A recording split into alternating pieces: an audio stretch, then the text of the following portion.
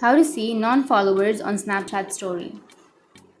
So if you want to see the non-followers on your Snapchat story, then first you need to open up your Snapchat application. Make sure that you have a stable internet connection. Once you have the stable internet connection, you just need to go for the profile, which is on the upper left. Once you're here on the profile, now you just need to go for my public profile, and under that you need to go for insights option, which is on the right side. Tap on insights, and once you go for the insights, here you will have all of the insights of your story, right?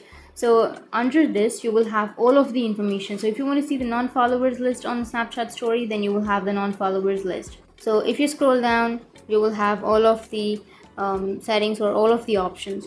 You can also go for see more, which is here under the audience, and here you can have the engaged story audience. So from here you will be able to see the non-followers on your Snapchat story, and if you have any questions, feel free to comment below. Thanks for watching.